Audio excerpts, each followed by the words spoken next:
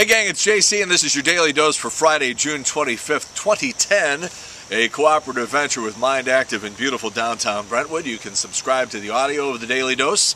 iTunes over there. Dave Murray's weather forecasts are right over there. And we are twisted by the pool here again because somebody at the radio station said, let's pay him for 15 months. Let's pay him through March of next year, his full salary, and not make him come to work. Can you say day? All right, Eagles Dixie Chicks last night at Busch Stadium. How about that buzz cut, Natalie Maines, huh? Removing one of the only reasons that a lot of guys probably went to the show thinking, well, they were sort of half hot. Maybe I'll go and see the opening act. And instead, Natalie Maines comes out on stage looking like a homeless trucker. Here is the contents of the conversation that was going on between me and Carl last night. Carl was at the show. I was swimming here in the pool. So you know what an octave is if you're singing one of these nights. One of these nights. But if you lower the octave, it's like one of these nights because it's easier to sing, particularly as you get older and your voice is shot. So Carl sends me a text that says the band is singing one octave lower, maybe two. My response, that's for all the people who only paid half price to get in. Carl, Glenn Fry just said, who likes country rock in Missouri? He says, at least I give him credit for saying Missouri and not Missouri.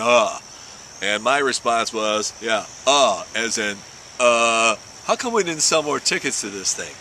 Now, the one good thing about the show is Joe Walsh. Joe Walsh has always been cool. He's cool now. He'll be cool until the day he dies. And when he visits St. Louis, he is able to hook up with one of his best friends of all time, and that's our buddy Bob Heil over in Marissa, Illinois. Now, Bob Heil has been instrumental. He's in the Rock and Roll Hall of Fame. When you go up to Cleveland, there's a little display there of some microphones and amps and things like that. You know, back in the 60s and the 70s, rock and roll was excelling, and it was moving along faster than the technology was able to keep up with. Bob Heil was the guy working with The Who and the Grateful Dead and lots of bands who, through his technological breakthroughs, figured out ways to push this sound for these larger and larger crowds. And he's still doing it now, still keeping pace with the technological needs of rock and roll. And Joe Walsh and Bob became very, very good friends. And a couple of times a year, Bob has told me that Joe Walsh just comes and stays with him at the house. So if you're driving around Marissa, Illinois, and a guy goes by in a car or shows up at the Walmart, and you're like, damn, that guy looks like Joe Walsh, chances are it really is Joe Walsh. All right, let's talk a little baseball. I've said this before, I'll say it again. You know, Adam Wainwright got hit with the shards of a broken bat last night, and it's only going to be a matter of time before somebody is killed by these new ash bats, okay? The bats are being manufactured a different way with different materials now the last few years. The way a bat used to break is you would swing, and if it broke, the shards of the bat would just sort of fly off in different directions. The ash bats are lighter, but they break easily. When they break right at the handle. So a lot of times when a ball player swings and breaks an ash bat, really 90% of the bat goes helicoptering, and because it breaks in a different way, instead of breaking at the point of contact and then going out on the field somewhere, the barrel, and really, like I said, 90% of the bat goes helicoptering into the crowd. It's only a matter of time before somebody is killed or seriously injured. You know, your best buddy goes to the ball game and shows up at work the next day with a giant piece of bat coming on his forehead. You'll know and you'll remember what I said here. All right, this Justin Bieber. You pretty much can't go anywhere without seeing this kid, teen heartthrob. Well, it turns out his mother is 34 years old. She had him when she was only 18 years old, and she has now been offered $50,000 to pose nude in Playboy. Now, I've seen this woman, and I would describe her as just sort of so-so. But you know, all the guys are wondering if the mom has that same swirly hair thing going on. Well, I think you know what I mean. Jason Bateman has evolved into a pretty damn good actor. He was in Juno, and he was really good in that. He's been in other stuff too. And yesterday, he shows up at the Apple store in Los Angeles, and security people and representatives of the store whisk him past the crowd, the people who've been standing in line since like Wednesday afternoon, and they bring him in, and they bring him into the store so he can get his new iPhone, and everybody starts booing. Well, it's not his fault. Besides, if you got connections, And in his case, the connection is that his sister Justine Bateman is working as a cashier in the store. I just snorted. All right, so let's talk about I'm Just Saying on Channel 5. As you know, I'm not a fan. You got that country hog who shows up in a t-shirt, and when he is talking, he does this. He makes his points by doing this. And furthermore, here's what I think. And then you got that old lady from U City. When she talks, she does this. She goes and folds her arms. And, you know, if you say the number 2 in your commentary, you have to hold up 2 fingers. And people are waving their arms around like Stu Kleitenic, and with all these stupid 1976 PM magazine gestures. And it tells you a couple of things. 2 things primarily. Number 1, Channel 5 is a shitty producer making these things.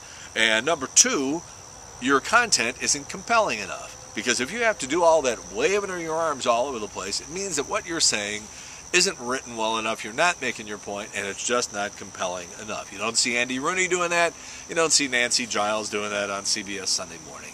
The pieces are a joke. Alright, speaking of TV, you have to watch out what you watch this weekend, because you got all these stupid Michael Jackson tributes all over the place. But tomorrow night, Saturday night on TV Land, something probably worth your time, a tribute to director Mike Nichols. Now, this is the guy who made The Graduate, Silkwood, The Birdcage. Very underrated movie with Clive Owen, Natalie Portman, and Julia Roberts called Closer. Not The Closer, Closer. All right?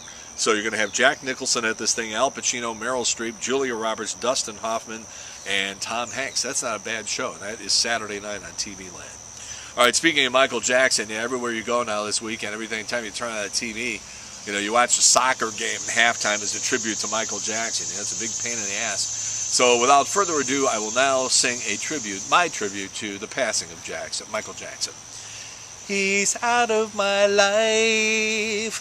He's out of my life. I don't know whether to laugh or cry.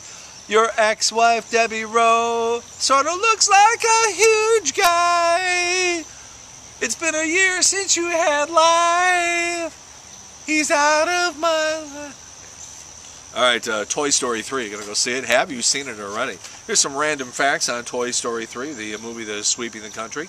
Toy Story 3 producer Darla K. Anderson is the namesake for the character Darla in Finding Nemo. 17 animators worked on Toy Story 3, also worked on Toy Story 2, 17 of them. They did 92,000 storyboards for this thing. There are more than 300 stickers in Andy's room. The pins on the map in Andy's room correspond to the hometowns of Toy Story 3's production staff. Hidden in Andy's bedroom is a hint at a new character in next year's Cars 2. The character of Andy is voiced by John Morris, the same actor who voiced Andy in the original films. He's 26 now, and in honor of Toy Story 3, Lego created a 6-foot, 6-inch tall version of Woody that weighs 80 pounds. An 80-pound Woody. I think I had that on my wedding night. JC's Video Village, the last day before we stick it into the archives. We go back to 1985. JC hanging out with Mr. Whipple, trying not to squeeze the Charmin.